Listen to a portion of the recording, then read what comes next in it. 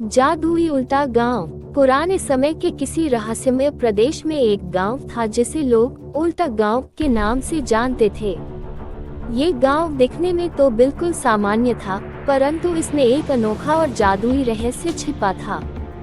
जब कोई इस गांव में प्रवेश करता तो सब कुछ उल्टा हो जाता। लोग उल्टा चलते थे, पेड़ की जड़ें ऊपर और टहनियां नीचे होती थी, यहाँ तक कि पानी भी नीचे से ऊपर की ओर बहता था। गांव में एक युवा लड़का रहता था जिसका नाम रामू था। रामू हमेशा से यह जानना चाहता था कि उसके गांव की यह अद्भुत स्थिति क्यों है। उसकी मदद के लिए हमेशा उसके दोस्त चिंकू और मुन्नी तैयार रहते थे। तीनों मिलकर गांव के रहस्य का पता लगाने का निश्चय किया। एक दिन जब रामू, चिंकू और मुन्नी गांव के पुराने पुस्तकालय में असाधारण किताबें पढ़ रहे थे, तब उन्होंने एक पुरानी पांडुलिपि पाई। ये पांडुलिपि गांव की हर चीज को समझ सकती थी। पांडुलिपि ने बताया कि गांव के इस उल्टेपन का कारण एक प्राचीन जादू था जिसे सदियों पहले एक जादूगर ने गांव पर डाला था।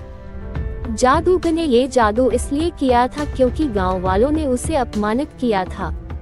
पांडुलिपि में लिखा था कि अगर जादू को खत्म करना है तो उल्टा पहाड़ी के गुफा में छिपे हुए जादुई क्रिस्टल को सही क्रम में रखना होगा। ये सुनकर बच्चों ने उस क्रिस्टल को ढूंढने का निर्णय लिया।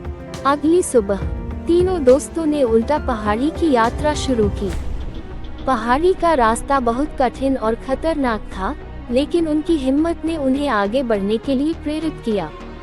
रास्ते में उन्हें कई बाधाओं का सामना करना पड़ा, उल्टे रास्ते, उल्टे पशु पक्षी और अन्य जादुई कठिनाइयां, लेकिन उन्होंने हार नहीं मानी।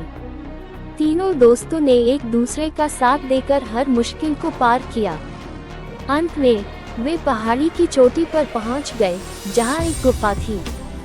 गुफा के अंदर बहुत सारे क्रिस्टल थे, लेकिन उन्हें सही क्रिस्टल चुनना था जो जादू को तोड़ सके।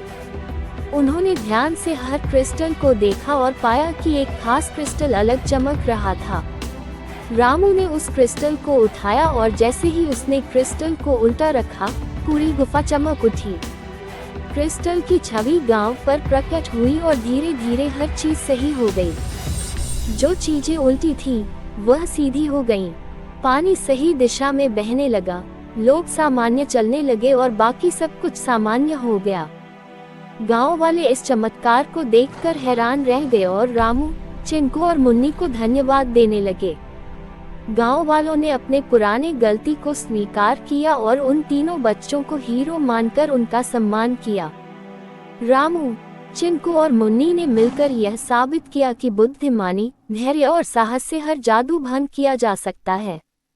उनके साहसिक कारनामे ने गांव को उसकी असली स्थिति में वापस ला दिया और सिखाया कि एकता में शक्ति है। अब गांव सामान्य हो गया था और सब कुछ खूबसूरत और उज्जवल दिख रहा था। सारे गांव वाले हमेशा रामू, चिंकू और मुन्नी की तारीफ करते और उनकी बहादुरी की कहानियां सुनाते। गांव ने नई शुरुआत की और अब वहां खुशहाली और समृद्धि का माहौल था। तीनों दोस्तों की दोस्ती और हिम्मत ने गांव को नई दिशा दी।